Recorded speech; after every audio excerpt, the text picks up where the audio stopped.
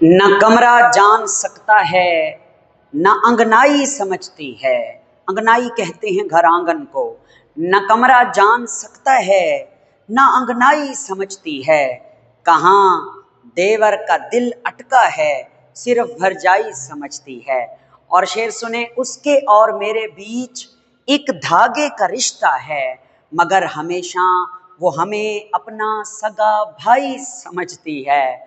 और तमाशा बन के रह जाओगे तुम सब दुनिया की नजरों में। ये दुनिया दिल के टांकों को भी तुरपाई समझती है। और शेर आखिर सुने, मैं अपने हुनर से हर आजाज को कम समझता हूँ, हुकूमत भीख देने को भी भरपाई समझती है। बिस्मिल्लाहिर्रहमानिर्रहीम। अस्सलाम वालेकुम प्यारे दोस्तों, मैं आपका sir Zeeshan Haider, FSC chemistry first year, chapter number 7। आज हम चैप्टर नंबर 7 का दूसरा टॉपिक डिस्कस करेंगे और हमारे लेक्चर में जो आर्टिकल है उसका नाम है measuring the rate of chemical reaction. कल हम जो बातें करते रहे कि किसी भी केमिकल रिएक्शन की जो स्पीड है उसे हम रेट ऑफ रिएक्शन कहते हैं। आज हम देखेंगे कि प्रैक्टिकली हम किस तरीके से किसी भी केमिकल रिएक्शन के रेट को फाइंड आउट कर सकते हैं। उसको समझने के लिए हमने एक प्यारी सी एग्जाम्पल आपके सामने कोट की है। आइए इस एग्जाम्पल को समझने की कोशिश करते हैं। एग्जाम्पल है जिसमें हाइड्रोजन आयोडाइड गैस की हालत में टूट रहा है और वो कन्वर्ट हो रहा है हाइड्रोजन गैस में और आयोडीन गैस में। ये एक हमारा रिएक्शन है। हमने इस रिएक्शन का rate of reaction find out करना है। किसी भी रिएक्शन का rate of reaction find out करने के लिए आपको डेटा चाहिए। कौन सा डेटा चाहिए? देखें, आपको याद होगा हमने रेट ऑफ रिएक्शन के लिए इक्वेशन पढ़ी थी कल कि चेंज इन कंसंट्रेशन ऊपर आएगा और चेंज इन टाइम नीचे आएगा। इन दोनों को जब हम डिवाइड करेंगे तो जो आंसर आएगा उसे रेट ऑफ रिएक्शन कहते हैं। ये हम कल पढ़ चुके हैं। अब हमें कंसंट्रेशन भी चाहिए और टाइम भी चाहिए, तो ये टेबल में उसने खुद ही हमें कंसंट्रेशन भी दे दी विद रिस्पेक्ट टू टाइम। समझाता हूं आपको कैसे। अब इसमें यूं देखें कि टाइम जो है वो 0 सेकेंड है, मतलब अभी रिएक्शन शुरू नहीं हुआ। फिर टाइम गुजरा 50 सेकेंड, उसके बाद 100 सेकेंड, उसके बाद 150 सेकेंड, उसके बाद 200 सेकेंड, उसके बाद 250 सेकेंड, उसके बाद 300 सेकेंड। ये वक्त गुजर रहा है। अच्छा, शुरू में जब रिएक्शन स्टार्ट नहीं हुआ था तो इस HI की जो कंसंट्रेशन थी वो थी 0.1 लिखें या 0.10 लिखें, एक ही बात होती है। तो जब रिएक्शन शुरू नहीं हुआ 0 सेकेंड के ऊपर कंसंट्रेशन ऑफ हाइड्रोजन आयोडाइड कितनी है? 0.10। ओके हो गया। अब फिर 50 सेकेंड के बाद इसकी कंसंट्रेशन मैं आपको बताता हूं 0.071, 0.055, 0.045, 0.038, 0.033, 0.029। ये कैसे याद किया आपने? मैंने रट्टा लगाया हुआ है कि 071, 055, 045, 038, 033, 029। अब आगे देखना, अभी ये वैल्यू मुकम्मल नहीं है। इसके साथ हम लिखेंगे 6877, 6877 रहते हैं, 687766। ये मेरा तरीका है इसको तैयार करने का। ओके भाई, अब समझना, इस कॉलम में हमने टाइम लिया हुआ है सेकंड में और इस कॉलम में हमने कंसंट्रेशन ऑफ हाइड्रोजन आयोडाइड मोल पर डीएम क्यूब में ली हुई है। इसकी कंसंट्रेशन शुरू में जब रिएक्शन शुरू नहीं हुआ था तो टाइम था 0 सेकेंड, यानी अब रिएक्शन शुरू नहीं हुआ तो ओरिजिनल पहली कंसंट्रेशन ऑफ HI थी 0.10, ठीक है, मोल पर डीएम क्यूब। उसके बाद 50 सेकेंड गुजरे तो HI की जो कंसंट्रेशन है वो इतनी बच गई, बाकी किस में तब्दील होगी? प्रोडक्ट में तब्दील हो गई। फिर एक और 50 सेकेंड गुजरे यानी 100 सेकेंड पे आए तो ये कंसंट्रेशन और कम हो गई, किसकी, HI की, कहाँ चली गई, प्रोडक्ट में चेंज हो गई, फिर 50 सेकंड गुजरे, कंसंट्रेशन और घटी, फिर और 50 सेकंड और कंसंट्रेशन में कमी, और 50 सेकंड और कंसंट्रेशन में कमी, और 50 सेकंड और कंसंट्रेशन में कमी। तो इसकी कंसंट्रेशन में कमी आ रही है वक्त के साथ साथ। तो ये जो आपके सामने मौजूद है ये दो चीजें हैं, एक टाइम है, एक कंसंट्रेशन है। टाइम को तो हम स्टॉप वॉच घड़ी की मदद से नोट कर सकते हैं। ये कंसंट्रेशन हमारे पास कैसे आती हैं ये हम कल पढ़ेंगे कि इन कंसंट्रेशंस को हम लैब में किस तरह से मैयर करते हैं। फिलहाल तो उसने खुद ही मैयर करके हमें टाइम के अकॉर्डिंग कंसंट्रेशन बता दी है।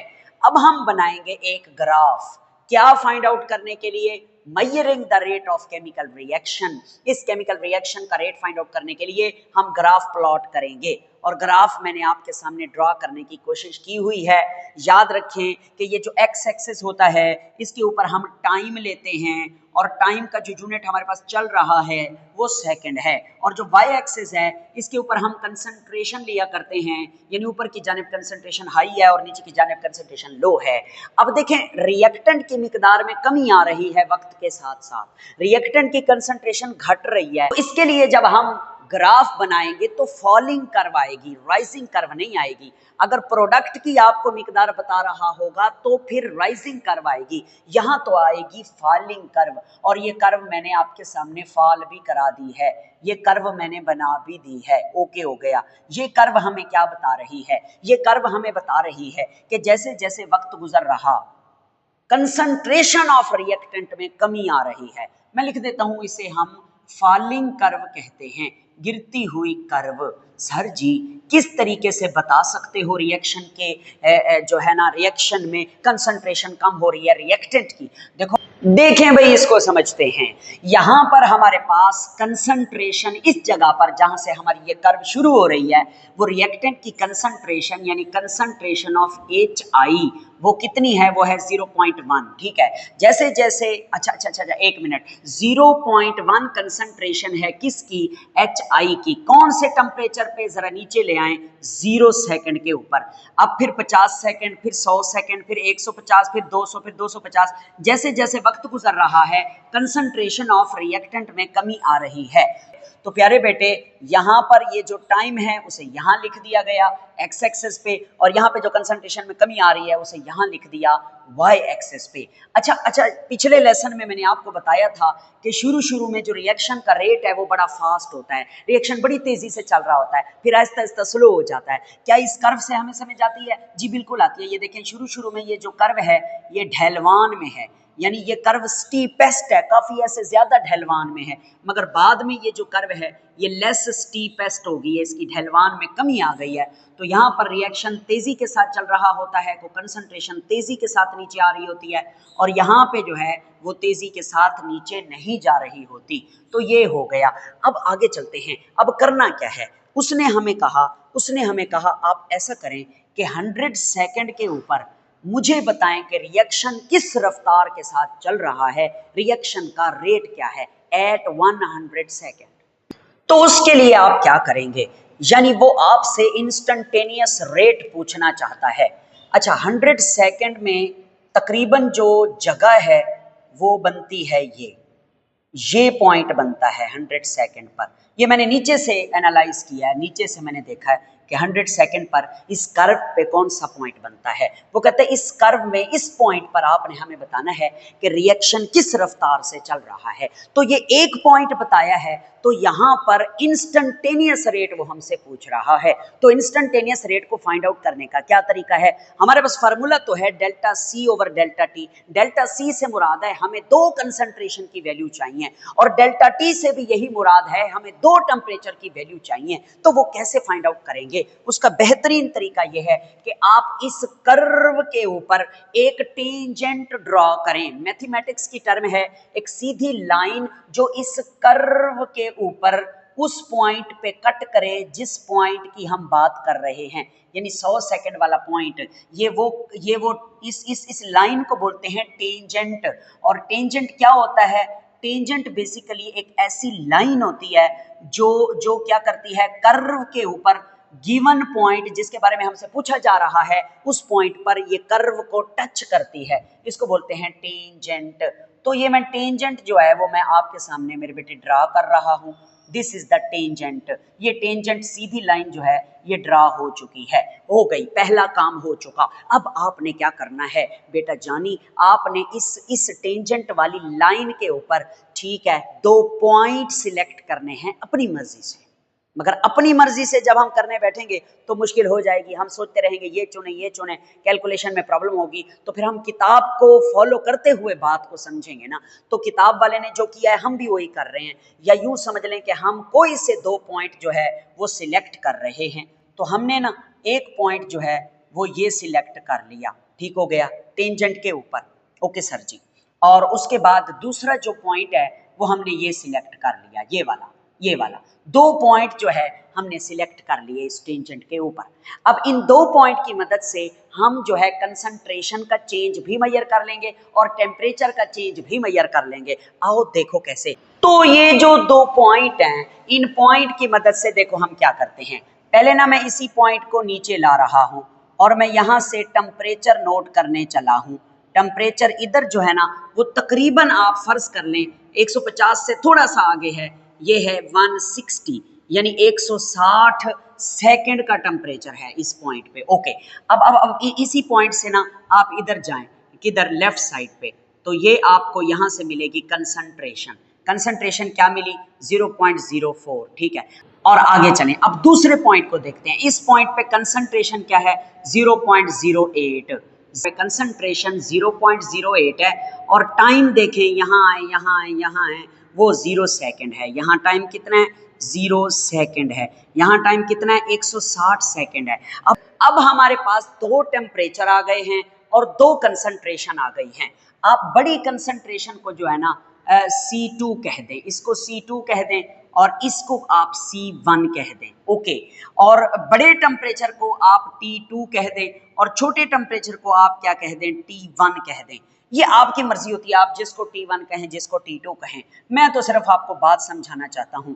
तो ओके हो गया। अब हमारे पास चारों चीजें आ चुकी हैं। मतलब अगर हम फार्मूले लिखें C2 minus C1 divided by T2 minus T1, तो अब हम क्या निकाल सकते हैं, C2 क्या है, C2 है ये 0.08 माइनस C1 क्या है, वो है ये 0.04 डिवाइडेड बाय T2 क्या है, टेम्परेचर 160, इसे लिखे 160 माइनस, और T1 क्या है, वो है 0 सेकंड। आओ इसे सॉल्व करते हैं। 0.08 में से जब 0.04 जाएगा तो बाकी बचेगा 0.04 डिवाइडेड बाय 160 में से 0 गया तो क्या बचेगा, 160 ही बचेगा सेकंड। आप इसको डिवाइड करेंगे, इसका आंसर आएगा 0.00025 और आंसर का यूनिट भी आपको पता है। मैं इसे यहाँ ले आता हूँ, 0.00025 मोल पर डीएम क्यूब पर सेकंड, पर सेकंड। ओके, ये इसका यूनिट है। आओ जरा इसको ठीक करके लिखते हैं, मतलब इसको साइंटिफिक नोटेशन में लिख देते हैं 10 की पावर में।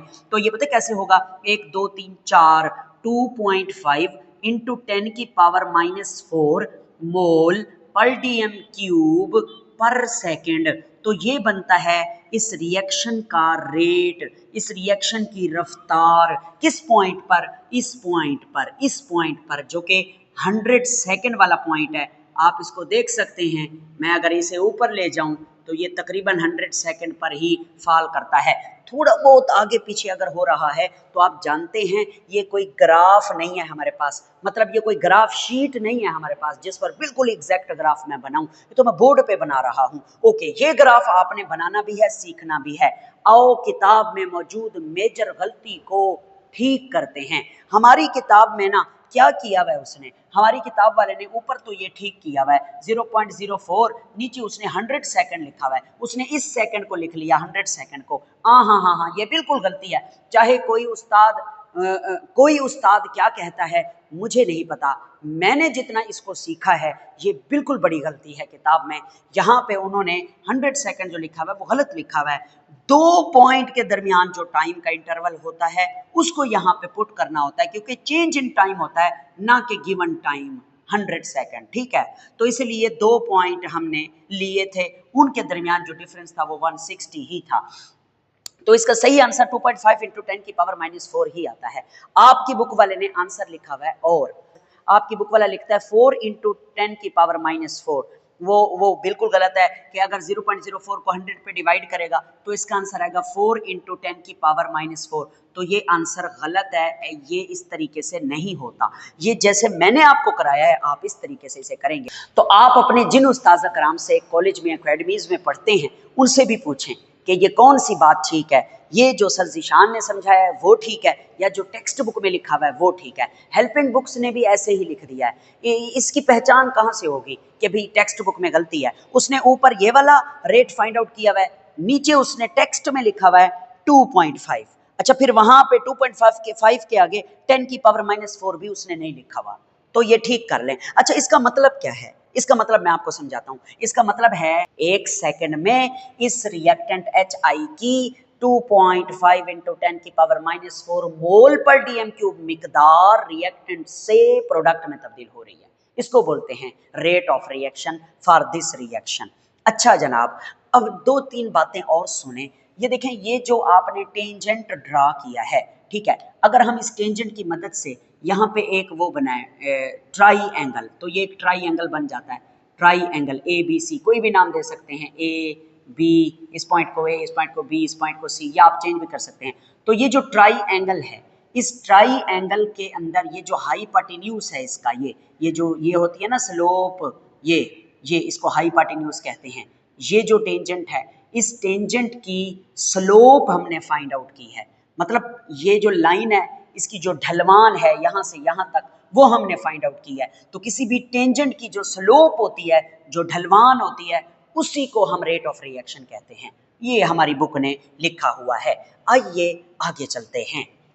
तो टॉपिक तो हमने पढ़ लिया, अब हम डिस्कस करते हैं क्विक चेक। तो क्विक चेक जो इस वक्त मौजूद हैं 7.2 में, वो ए वाला है कि plot our graph by using data which is present in table 7.1। तो ये जो टेबल मैंने आपके सामने बनाई है, ये 7.1 है। तो इस टेबल को देख के कहता है ग्राफ बनाओ, वो तो हमने बना लिया हुआ है, वो तो डेटा हमने इसको देख के ही ये सारे कर्व, ये ग्राफ बनाया है, तो इसको दोबारा बनाने की तो जरूरत नहीं है, ये बना हुआ है, पहले क्विक चेक का आंसर है। तो इस तरह शॉर्ट क्वेश्चन में कभी भी पेपर में नहीं आएगा कि भाई ये ग्राफ बनाओ, क्योंकि शॉर्ट क्वेश्चन में केमिस्ट्री के पेपर में आप ग्राफ पेपर लेकर तो नहीं जाएंगे ना। ग्राफ पेपर हो तो एग्जैक्ट ग्राफ बनता है, ये तो समझाने के लिए मैंने बनाया है। आगे देखें, ये जो क्विक चेक हैं, ये कोई इतना ज़्यादा इम्पॉर्टेंट नहीं है।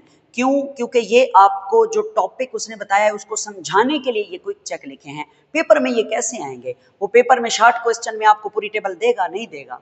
लॉन्ग क्वेश्चन में अगर ये आता है ना सवाल, तो ये टेबल आपको याद करनी पड़ेगी। तो शॉर्ट में तो कभी भी आपको ये टेबल याद नहीं करनी होगी। तो ये इतने ज़्यादा इंपॉर्टेंट शॉर्ट क्वेश्चन नहीं है इस क्विक चेक वाले, और मैं शायद पहली दफ़ा कह रहा हूँ, क्योंकि ये इनकी नोयत नहीं बनती, कैसे देगा वो पेपर में। तो इसलिए मैं समझा तो रहा हूँ, आप देख लीजिएगा अगर आपने इन्हें तैयार करना हो तो, ठीक है। तो दूसरा जो क्विक चेक है वो कहता है कैलकुलेट रेट आफ्टर 300 सेकेंड, ठीक है। 300 सेकेंड के ऊपर आपने रेट कैलकुलेट करना है रिएक्शन का, ठीक है। तो मैं इसी कर्व का इस्तेमाल करूंगा, इसी ग्राफ का। इफ यू वांट तो मैं इसे इरेज कर दूं। अगर आप स्क्रीनशॉट बना चुके हो तो मैं इसे मिटाना चाहता हूँ, ये मैंने मिटा दिया, ठीक है। ये मुझे तंग करेगा ना, मैंने इसीलिए इसको उड़ा दिया। ये सारा कुछ मैंने उड़ा दिया, अपने हाथों से उड़ा दिया, ठीक है, ये उड़ गया। अच्छा, अब वो कहता है 300 सेकेंड के ऊपर आपने रेट फाइंड आउट करना है। ये है 300 सेकेंड, और इस पे अगर हम ऊपर कर्व पे आए ना, कर्व पे, ये देखो ये कर्व है, तो 300 सेकेंड पे कर्व पे आए तो यहाँ पे आपको जो है वो कंसंट्रेशन मिलेगी लेफ्ट साइड से, और यहाँ से आपको मिलेगा टाइम। टाइम उसने क्या बताया? 300 सेकेंड है। इस पॉइंट के ऊपर, यानी इस पॉइंट पे आपने रिएक्शन का रेट फाइंड आउट करना है। तो इस पॉइंट पे टाइम क्या है? 300 है, जो उसने बता दिया है, और कंसंट्रेशन बन रही है 0.029। ये 0.029 ना 0.03 से थोड़ा सा नीचे होगा, इस जगह पे 0.029 यहाँ पे, ठीक हो गया, ओके हो गया।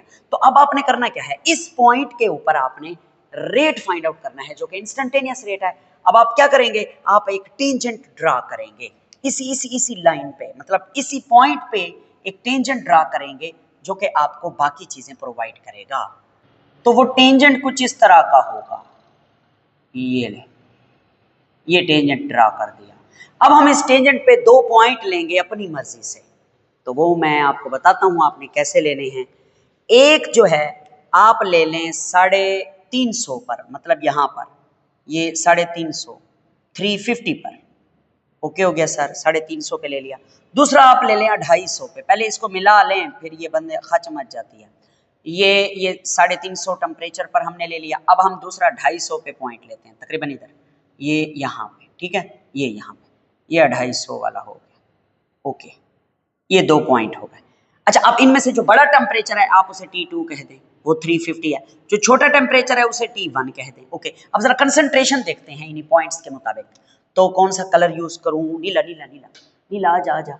ये देखो, ये मैं उड़ा देता हूं, ये गिवन डेटा था, ठीक है। इसी पॉइंट पे हम फाइंड आउट कर रहे हैं रेट ऑफ रिएक्शन, ओके। नीला लिखता ही नहीं है। और देखो इधर से हम कंसंट्रेशन देखते हैं, यहाँ पे ये देखो, ये ऐसे, इस पॉइंट से हमें मिल गई कंसंट्रेशन, और नीचे वाले इस पॉइंट से, इधर से भी हमें मिल गई कंसंट्रेशन, ये दो, ठीक हो गया।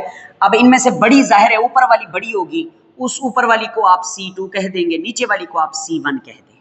तो जो नीचे वाली है ना, ये यहाँ पे वैल्यू है 0.023, यानी 0.02 से जरा ऊपर है 0.023, और यहाँ पे जो वैल्यू है ये वाली C2 की वो है 0.037। ये आपको रट्टा मारना है अगर आप ये तैयार करना चाहते हैं, 0.023, 0.037, ओके। ये इसमें से बड़ी है ऊपर वाली, ये C2 है, छोटी नीचे वाली C1 है। आए इस पे वो लगाते हैं फार्मूला। हमारे पास है rate of reaction is equal to C2 minus C1 divided by T2 minus T1। तो rate is equal to C2 क्या है, C2 ये है, वो है 0.037 माइनस C1 क्या है, C1 ये है 0.023 डिवाइडेड बाय टेम्परेचर देखें T2 क्या है 350, और क्या कह रहा है वो T1 क्या है, वो है 250। तो इनको सॉल्व कीजिए, तो रेट इज इक्वल टू, ऊपर वाली रकम को जब हम सॉल्व करते हैं तो उसका आंसर आता है 0.014, और नीचे 300 में से 250 गया 100। आइए इसको डिवाइड करते हैं, इसको डिवाइड करने से आंसर आता है 1.4 इंटू 10 की पावर -4 मोल पर DM cube. This is the rate of reaction at this point, 300 वाले पॉइंट पे ये रिएक्शन का रेट है। अच्छा, एक कंफ्यूजन शायद बच्चे आप सोच रहे होंगे, सर ये T1 है, ठीक है, और ये है C2, अगर ये T1 है तो इसको C1 कह देते, जैसे ये T2 है तो इसको C2 कह देते, कोई मसला नहीं है, आप उसको C1 कह दें, इसको C2 कह दें।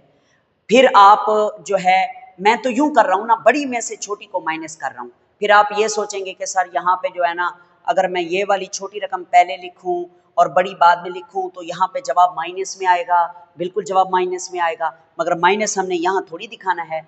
इसलिए अगर आप इसको C1 कह दें, इसको C2 कह दें, कोई इशू नहीं है, जिसको आप C1 कहें, जिसको C2 कहें, कोई इशू नहीं है। आप बड़ी रकम बाद में लिखें या पहले लिखें, इधर माइनस आए या प्लस आए, हमें माइनस प्लस से कोई मकसद नहीं लेना, क्योंकि ये एंथैल्पी थोड़ी है, ये तो हम रेट ऑफ रिएक्शन को स्टडी कर रहे हैं। ओके हो गया। उसके बाद सी वाला देखते हैं, ये जो सी वाला है हमारा, इसमें उसने 3 चीज़ें दी हैं। उसने कहा आप मुझे रेट बताएं 0.1 मोल पर DM क्यूब पे, आप मुझे रेट बताएं 0.05 मोल पर DM क्यूब के, आप मुझे रेट बताएं 0.020 मोल पर DM क्यूब के। ये वाला डेटा तो हमारे पास है नहीं, यानी इस पूरे डेटा में या इस पूरे ग्राफ में हमारे पास 0.02 है ही नहीं, 0.20 है ही नहीं, हमारे पास तो 0.10 तक है। तो ये इसका हमारे पास कोई भी रेट हम फाइंड आउट नहीं कर सकते, क्योंकि हमारे पास गिवन डेटा नहीं है, इसीलिए। बाकी ये दो हम अभी कैलकुलेट कर लेते हैं। पहले हम देखते हैं 0.10 पे। 0.10 कहाँ है? 0.10 तो ये है। ओए होए होए होए, इस पॉइंट पे रिएक्शन का रेट बताना है। जी हाँ, इस पॉइंट पे रिएक्शन की रफ्तार बतानी है। तो इस पॉइंट पे आप क्या ड्रा करेंगे?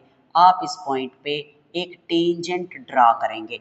अब ये बड़ा खतरनाक टेंजेंट है, ये समझ ही नहीं आ रही कि ये कैसे। ये देखो ना, ये कर्व तो आगे को भी जा रही है ना, कंसंट्रेशन वाली कर्व। तो इस पॉइंट पे जो हम टेंजेंट ड्रा करने जा रहे हैं वो कुछ इस तरह से होगा, आप देख लीजिए। अब मैं कोशिश तो करता हूँ कि मैं ड्रा कर लूँ।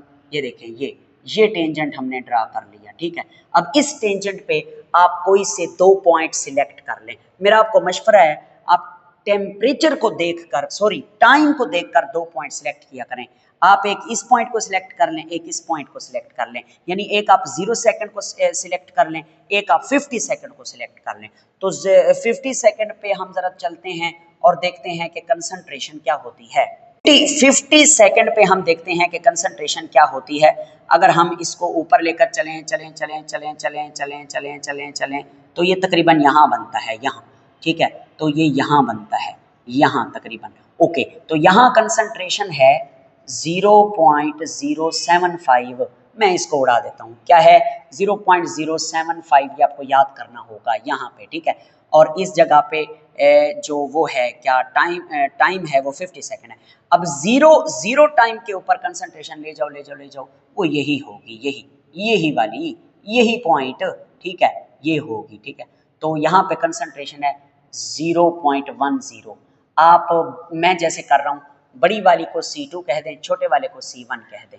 और टेम्परेचर देखें, बड़े वाले टेम्परेचर को T2 कह दें, छोटे वाले टेम्परेचर को T1 कह दें। और इधर लगाएं formula, rate is equal to C2 minus C1 divided by T2 minus T1। C2 क्या है 0.10 और C1 क्या है 0.075, 0.075 डिवाइडेड बाय T2 क्या है 50 सेकेंड और T1 क्या है 0 सेकेंड। तो इसका जो आंसर आएगा वो आएगा 0.025 डिवाइडेड बाय 50 सेकेंड। आप, इसका आंसर आता है 5 मल्टीप्लाई बाय 10⁻⁻⁴ मोल पर DM³ पर सेकेंड। तो ये इसका रेट ऑफ रिएक्शन आ चुका। अब आखिरी बात जो है वो है रेट एट 0.05 मोल पर DM³।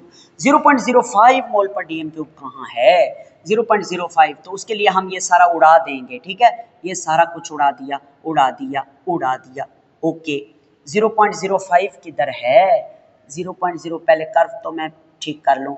0.05 ये है, इस पॉइंट पे आओ देखो, ये है 0.05। इस पॉइंट पे आपने क्या करना है, इस पॉइंट पे आपने बताना है रिएक्शन का रेट। इस पॉइंट पे टेंजेंट ड्रा करें, आओ जी, ये लो टेंजेंट, हो गया ड्रा। अब दो कोई से पॉइंट ले लें, कौन से पॉइंट लोगे, पहले आप टाइम ले लें, यहाँ से 200 पे ले लें और इधर ले लें 125 पे 125 पे 125 पे 125 कोई यहाँ आएगा सेंटर में, ठीक है। तो 200 पे ज़रा देखते हैं कि कंसंट्रेशन क्या है 200 पे।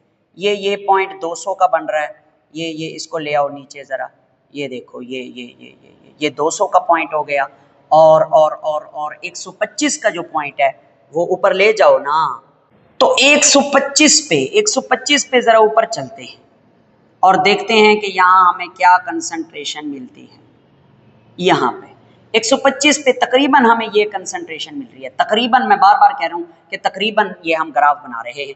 तो इसमें जो बड़ा टेम्परेचर है 200, आप उसे T2 कह दें, जो छोटा है आप उसे 125 कह रहे हैं ना, 125 कह दें, 125 सेकेंड। ये T2 है, ये T1 है। कंसंट्रेशन देखें, कंसंट्रेशन जो 200 पे कंसंट्रेशन है वो कोई यहाँ आती है इस जगह पे, और ये होती है 0.045, और ये वाली कंसंट्रेशन तो आपको पता है 0.06 है। इसको C2 कह दें, इस वाली को C1 कह दें। आइए वैल्यूज पुट करते हैं। हमारे पास रेट है, rate is equal to C2 minus C1 divided by T2 minus T1।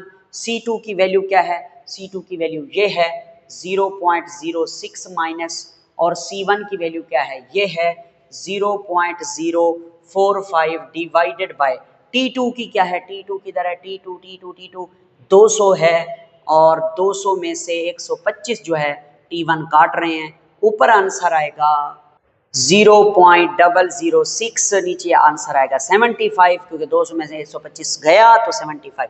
इसको डिवाइड करें तो आंसर आता है 1.2 × 10⁻⁴ मोल पर DM³। ओके हो गया। अब हम आगे चलते हैं, आखिरी दो क्विक चेक हैं उनको भी देख लेते हैं, D और E। कहता है what do you deduce. About rate of reaction with time from this calculation. ये अब तक आपने जितनी कैलकुलेशन की हैं उनसे आपको क्या समझ आई है? उनसे यही समझ आई है कि वक्त के साथ साथ रिएक्शन का रेट कम हो रहा है। पहले तेज था क्योंकि स्टीपेस्ट ढलवान बहुत ज़्यादा है, फिर आहिस्ता आहिस्ता ढलवान कम हो रही है तो ये रिएक्शन भी स्लो हो रहा है। तो वो कहता है the rate of reaction decreases with time, in beginning the rate is very fast, at the end the rate is very slow. शुरू में रेट बहुत तेज है और एंड पे रेट बहुत स्लो है। तो आखिरी जो क्विक चेक है वो है eight which concentration the rate is highest and lowest. किस कंसंट्रेशन पे रेट बहुत हाई है और किस कंसंट्रेशन पे रेट बहुत लो है। तो शुरू में रिएक्शन का रेट बहुत हाई होता है, कंसंट्रेशन बहुत ज़्यादा होती है रिएक्टेंट की, इसलिए वो रिएक्टेंट प्रोडक्ट में जा रहे होते हैं, और एंड में आकर कंसंट्रेशन घट जाती है रिएक्टेंट की, इसलिए जो है स्लो रिएक्शन हो जाता है। ये आंसर भी मैंने आपके सामने लिखा हुआ है कि the rate is highest in the beginning, शुरू में रेट बहुत हाई है जब HI यानी रिएक्टेंट की कंसंट्रेशन 0.1 मोल पर डीएम क्यूब है। इट इज बिकॉज, ये इस वजह से है, a large amount of reactant is present, reactant की बहुत ज्यादा मिकदार है, हेंस और लिहाजा rate is very fast at the end. Rate is very fast, ये शुरू की बात कर रहा है। एट द एंड और आखिर में जब टाइम इज इक्वल टू 300 है, यहाँ पर एंड में, ये शुरू है ये एंड है, तो रिएक्शन जो है वो स्लो हो गया है। क्यों? क्योंकि मिकदार रिएक्टेंट की पीछे कम हो गई है। तो ये हमारा आज का टॉपिक था, मुश्किल नहीं था। क्विक चेक में मत फंसें, ना अपना टाइम ज़ाया करें ना कुछ, सिर्फ आप ये सवाल याद करें। क्विक चेक यहाँ से कोई आंसर नहीं आएगा। मैंने तो इसलिए कराए हैं क्योंकि आप एतराज़ ना लगाएं कि सर ने कैसा पढ़ाया है, क्यों नहीं कराया क्विक चेक।